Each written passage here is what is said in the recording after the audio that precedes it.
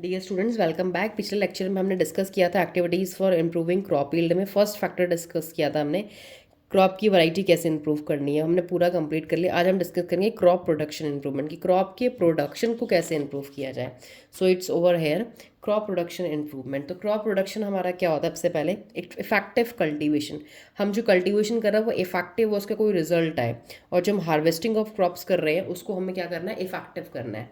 अब हमारे इसके 8 मेथड्स हैं, 8 टाइप से हम क्रॉप प्रोडक्शन इंप्रूवमेंट कर सकते हैं 8 स्ट्रैटेजीज लगाकर।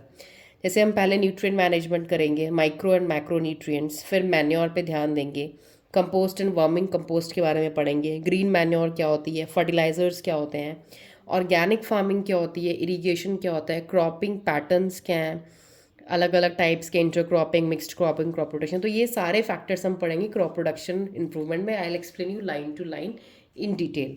सबसे पहले हम बात करते हैं न्यूट्रिएंट मैनेजमेंट की। तो न्यूट्रिएंट मैनेजमेंट देखिए क्या है। न्यूट्रिएंट सबको पता है क्या होते हैं। अब देखिए न्यूट्रिएंट मैनेजमेंट में प्लांट न्यूट्रिएंट कहाँ से लेते हैं? Plant obtain from air, water and soil. तो प्लांट न्यूट्रिएंट्स को कहाँ से लेते हैं? एयर से, वाटर से या सॉइल से।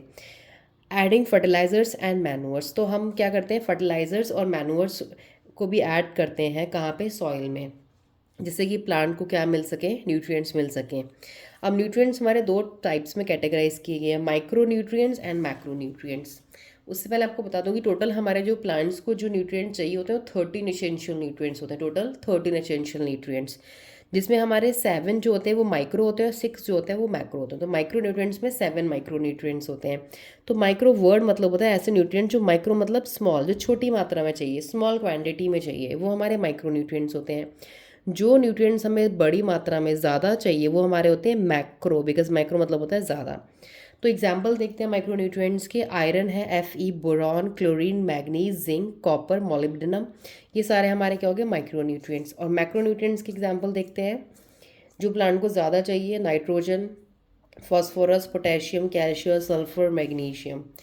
These are required in small quantity. Micronutrients कम क्वांटिटी में चाहिए होते हैं, मैक्रोन्यूट्रिएंट्स लार्ज क्वांटिटी में चाहिए होते हैं।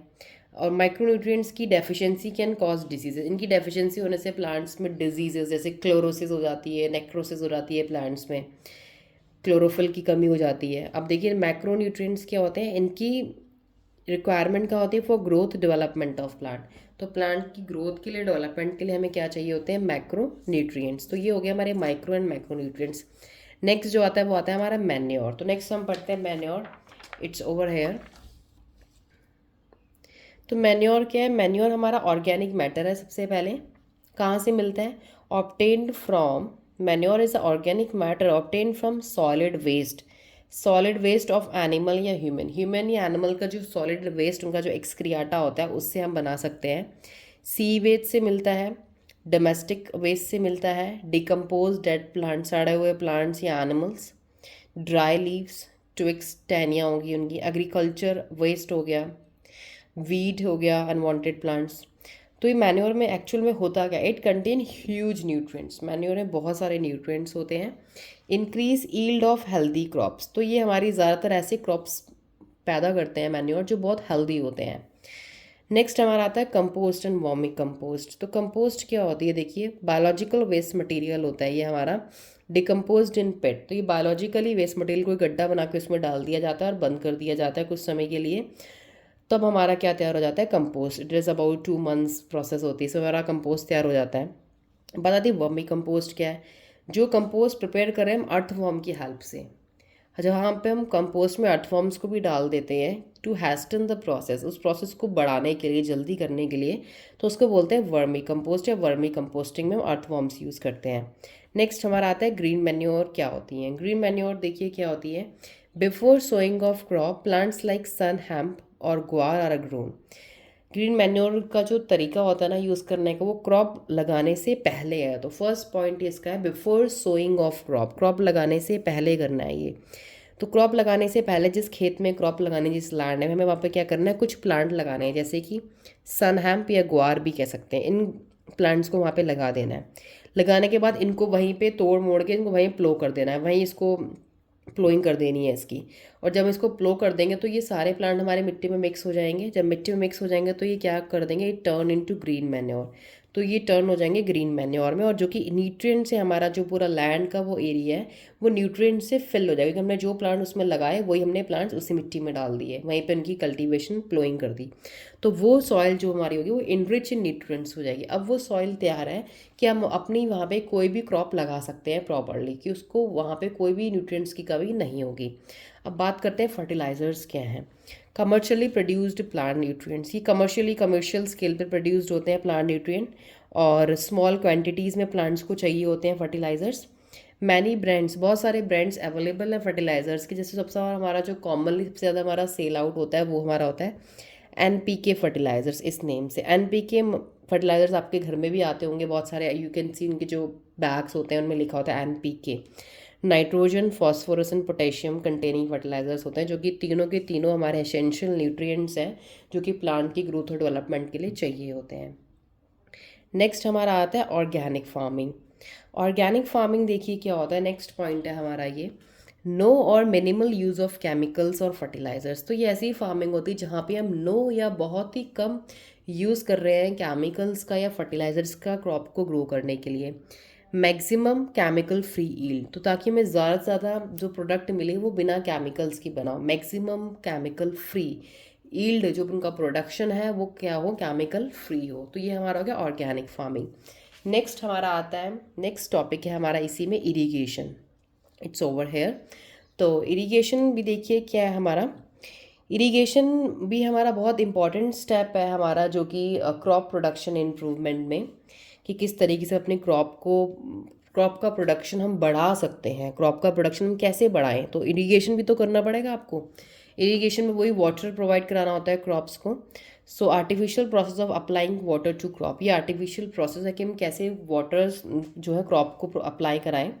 Crop get water at right stage, ताकि क्रॉप को जो वाटर है वो एक राइट स्टेज में मिले, एक प्रॉपर टाइम में मिले। जैसे कि इन ग्रोइंग सीजन, अगर क्रॉप को ग्रोइंग सीजन में वाटर नहीं मिल रहा तो उसकी जो ईल्ड है, इंक्रीज ईल्ड है, जो उसका प्रोडक्शन है वो कम हो जाएगा।